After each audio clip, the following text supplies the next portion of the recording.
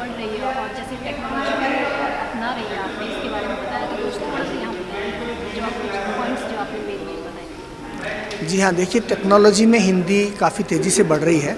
अब तक हम ये समझते थे कि हिंदी का प्रयोग कंप्यूटर पर कैसे हो या मोबाइल फ़ोन पर कैसे हो, वो अपने आप में हम ये मानते थे कि पूर्णता है। अगर उतना काम हो जाता है तो ठीक है, हमारा काम चल जाता है। लेकिन दुनिया बदल रही है बड़ी तेज़ी से, और दुनिया तेज़ी से बदल रही है, उसके साथ ये अवसर नए-नए आ रहे हैं, और उसके साथ भाषाओं को भी इन अवसरों का लाभ उठाने के लिए एक अगले चरण में जाना है, एक अगले स्तर पर जाने की ज़रूरत है। मिसाल के तौर पर जो नए-नए नवोन्मेष हो रहे हैं, इनोवेशंस हो रहे हैं, वो कैसे भाषाओं में पहुँचें तकनीक के ज़रिए, इस पर भी ध्यान देने की ज़रूरत है। तो जब नवोन्मेष की बात करते हैं तो हमारे मस्तिष्क में 2-3 बातें आती हैं। जैसे एक तो हुआ सोशल मीडिया, क्लाउड, मोबाइल और एनालिटिक्स, ये 4 ऐसे क्षेत्र हैं जो उभर रहे हैं। क्या हमारी भाषाएं इन क्षेत्रों में भी बढ़ रही हैं या नहीं, ये एक प्रश्न पैदा होता है। दूसरी बात है कि आर्टिफिशियल इंटेलिजेंस और बिग डेटा जैसी चीज़ें आ रही है, क्या हमारी भाषाएं उन क्षेत्रों के लिए भी प्रासंगिक हैं? तो उत्तर है हाँ, क्योंकि इस समय जो नवोन्मेष चल रहा है तकनीकी दुनिया में, उसमें हिंदी बड़ी प्रमुखता से आगे बढ़ रही है। आप देखेंगे कि कुछ ऐसे क्षेत्र आते हैं जिनके बारे में हमने कभी सोचा नहीं था, जैसे मशीन अनुवाद।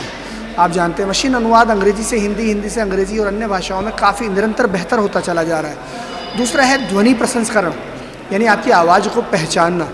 कंप्यूटर आज आपकी आवाज़ को पहचानने में सक्षम है हिंदी भाषा में, और उसको आउटपुट करने में सक्षम है। उसके बाद विभिन्न भाषाओं के बीच में पारस्परिक ध्वनि आधारित अनुवाद। माइक्रोसॉफ्ट ने ऐसी तकनीकें विकसित कर ली हैं कि आप एक भाषा में बोलते हैं और वो दूसरी भाषा में अनुवाद होकर सुनाई देता है। मिसाल के तौर पर माइक्रोसॉफ्ट ट्रांसलेटर एक एप्लीकेशन है, अगर आप इसका इस्तेमाल करेंगे तो आप अंग्रेज़ी में बोलिए लेकिन आपको आउटपुट हिंदी में आएगा। इसी तरह आप उल्टा कर लीजिए, आप हिंदी में बोलिए, आउटपुट अंग्रेज़ी में आता है। तो आप समझ सकते हैं कि जब ऐसी परिस्थितियाँ पैदा होती हैं तो दूरियाँ समाप्त होती हैं। एक व्यक्ति के लिए जो अंग्रेज़ी नहीं जानता, अंग्रेज़ी जानना ज़रूरी नहीं है, अनिवार्यता नहीं है, क्योंकि वो अपनी भाषा में भी काम करे लेकिन टेक्नोलॉजी का प्रयोग करे तो वो सक्षम हो जाता है, वो दूसरों तक पहुंच सकता है। उसके बाद कम्युनिकेशन आदि के क्षेत्रों में, सोशल मीडिया के क्षेत्र में, इन सभी क्षेत्रों में भारतीय भाषाएं आगे बढ़ रही हैं। और भी बहुत सारे क्षेत्र हैं जिन पर ध्यान देने की ज़रूरत है। मिसाल के तौर पर दिव्यांगों का क्षेत्र है। जो दिव्यांग हैं वो पहले ही एक तरह से वंचित हैं और उनकी परिस्थितियाँ बड़ी चुनौतीपूर्ण हैं, और लेकिन जो दिव्यांग अगर भारतीय भाषाओं से आता है तो उसकी स्थिति और भी ज़्यादा चुनौतीपूर्ण हो जाती है, क्योंकि जितने भी टूल आदि आते हैं तकनीकी, वो प्रायः अंग्रेज़ी में रहते हैं।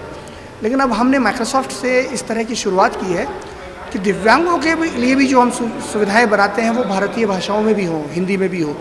जैसे आप देखेंगे विंडोज़ में नैरेटर आता है, जो कि स्क्रीन पर होने वाली सारी गतिविधियों को पढ़कर सुनाता है आपको, यहाँ तक कि आपके दस्तावेज़ों को पढ़कर सुनाता है, और वो आज हिंदी में भी बात करता है।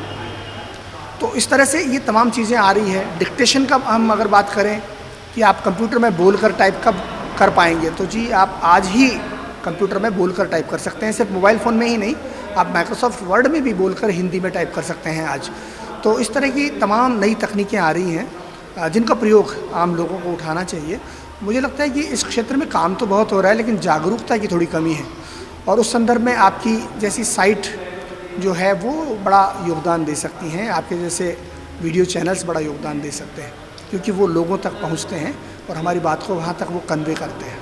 सर, जैसे बात करें कि तकनीक का जितना दखल हो रहा है, उससे क्या आपको नहीं लगता कि कंटेंट में कुछ की गुणवत्ता में भी कमी आ रही है कुछ? देखिए, जब प्रसार होता है, जब टेक्नोलॉजी और तमाम चीज़ें, कंटेंट आदि ज़्यादा से ज़्यादा लोगों तक पहुंचता है, तो इसके 2 पहलू होते हैं। एक तो ये समावेशी माहौल बना रहा है, इंक्लूसिव माहौल बना रहा है, जिसमें हर व्यक्ति को उसको एक टेक्नोलॉजी रिवॉल्यूशन को ज्वाइन करने का मौका मिल रहा है और अपनी बात कहने का मौका मिल रहा है। लेकिन दूसरी तरफ ये भी है कि ये जो हमारा समाज जो टेक्नोलॉजी से जुड़ रहा है, अंततः ये हम सब के, हमारे समाज को ही प्रतिबिंबित करता है। उसमें उतनी ही विविधता है, उसमें तमाम किस्म की आप सोचिए कि विशेषज्ञताओं वाले या विविधताओं वाले लोग हैं, जिनमें से तमाम लोग अगर उतने ही एक्सपर्ट हों, ये ज़रूरी नहीं है उतने ही विशेषज्ञ हों।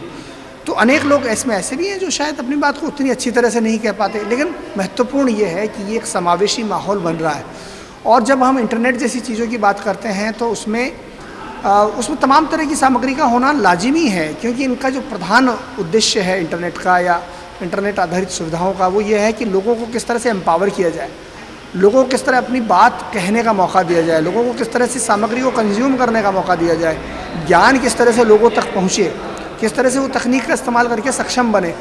उसमें गुणवत्ता अपने आप में एक महत्वपूर्ण मुद्दा तो है, लेकिन ज़्यादा बड़ी चीज़ है समावेशी होना, सबको एक साथ लाना और उनको वो टेक्नोलॉजी की ताकत मुहैया कराना। सर एक सवाल और कि जैसे तकनीक का जितना इस्तेमाल लोगों की समझ में आ रहा है वो करते जा रहे हैं, और उसके बाद जिस तरीके से कंटेंट ऐसा आ रहा है कि उसको ट्रैक कर पाना मुश्किल हो रहा है कि ये सही है कि गलत है, और इतना मतलब एक तरीके से बाढ़ सी आई हुई है इसको। जी हाँ, जैसे मिसाल के तौर पर फेक न्यूज़ है या लोगों के बारे में गलत टिप्पणियाँ करना और उस टिप्पणी करके गायब हो जाना, ऐसी इस तरह की चीज़ें बढ़ रही हैं। लेकिन दूसरी तरफ आप ये भी देखिए कि इन चीज़ों का समाधान करने के लिए भी प्रक्रियाएं शुरू हो गई हैं, शुरू नहीं हो गई हैं बल्कि काफ़ी आगे बढ़ गई है। माइक्रोसॉफ्ट ने भी सिक्योरिटी के क्षेत्र में बहुत महत्वपूर्ण कार्य किया है। आज आप अगर विंडोज़ को देखेंगे तो विंडोज़ में सिक्योरिटी इनबिल्ट आती है, यानी अगर स्पैम न्यूज़ आपके पास मेल आती है या स्पैम की कोई भी सामग्री आती है तो विंडोज़ खुद ही उसको पहचानने में सक्षम है, वो खुद ही उसका समाधान करने में सक्षम है। इसके साथ जो अन्य संस्थान हैं सोशल मीडिया में जो सक्रिय हैं वो भी इस दिशा में काफ़ी काम कर रहे हैं, और शायद आपने देखा होगा कि सोशल मीडिया के बड़े जो दिग्गज संस्थान हैं उन्होंने इस तरह के अपने डिविजन्स बनाए हैं जो कि इस तरह की कंटेंट को उसका रिव्यू करते हैं ऑटोमेटिकली या मैनुअली भी, और इस तरह के कंटेंट को रोकने की कोशिश करते हैं। तो ये कोशिशें ज़रूर चल रही हैं। अब कुछ समय में हो सकता है कि ये धीरे धीरे इनका प्रभाव आपको देखने को मिले और ये प्रवृत्तियाँ कम हो, लेकिन साथ ही साथ एक ज़रूरी बात यह है कि लोगों के बीच में जागरूकता भी आनी चाहिए। लोगों को खुद को एक आत्मनियंत्रण और एक आत्मनियमन बहुत ज़रूरी है इस संदर्भ में, क्योंकि हम एक इंटरनेट जैसे क्षेत्र में जाते हैं, सोशल मीडिया जैसे क्षेत्र का लाभ उठाते हैं, तो उसके साथ हमें थोड़ा सा डिसिप्लिन होने की भी ज़रूरत है। किसी भी चीज़ को हम इस्तेमाल करते हैं तो उसको एक सीमित दायरे में, उसको एक मर्यादा के दायरे में रहकर इस्तेमाल करना चाहिए। तो ये थोड़ी सी भावना हमारे अंदर से भी आनी चाहिए, इसकी भी हमें ज़रूरत है। धन्यवाद।